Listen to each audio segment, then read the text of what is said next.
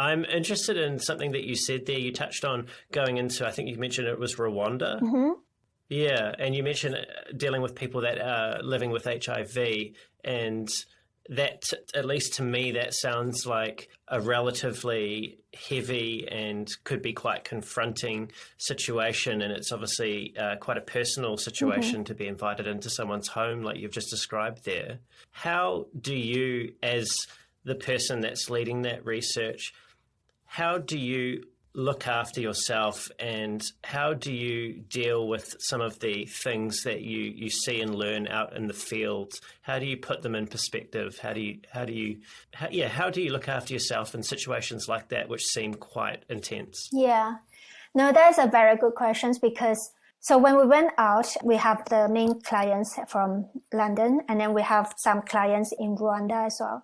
And they did come along, and we did kind of warn them in a way that it's going to be heavy. Like, even we do that, some of them really take it really hard because it's not just HIV, it's the mental health in Rwanda. You know, they have genocide happen actually not very long ago. And the impact that people have. It was really hard to not ask questions, but to be honest, some people actually really glad we were there, because it feels like no one actually listened to them before. We were there a bit like therapists, and some of them even asked us, when you're coming back again, kind of have a way for us to talk, to listen to what they are going through. It's hard. Like each session's coming out, we all went very quiet in a car for a while. And that it's funny to think back as well. It's kind of like, it's not funny, but it's kind of like when you ask me what takeaway I take out from that, and it's two levels really. One is personal, and one is more the research work related. On the personal front, it makes me think us living in this world, like in our world, in the small things that we nervous about, we kind of, we take advantage. We kind of like, oh, it's like first world problem that I'm like, oh, what should I eat? Or I'm annoyed with this. I'm stressed out with that. But you look at the way they live, like they hardly have anything, and they can starve, and they have a lot of people to do.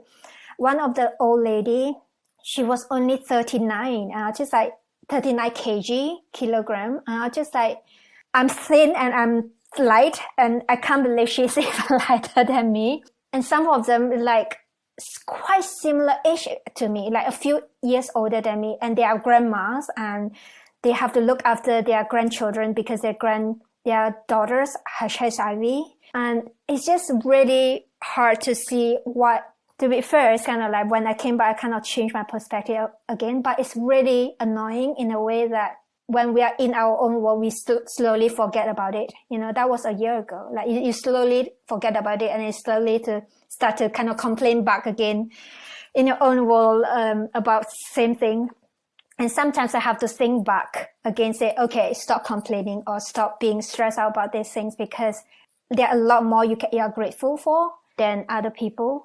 And yeah, the mental health story that you listen to them, the consequences that they actually have to get back, like go through now, is horrible. I can share one or two, but I don't know whether we want to go to that deep. But Babylon Health has been good, because they did offer because they are actually on the virtual health services in the UK as well. So they did give me a family code where I can call if I want to get some therapy or to talk to some counselor or anything like that. But yeah, But I didn't use that.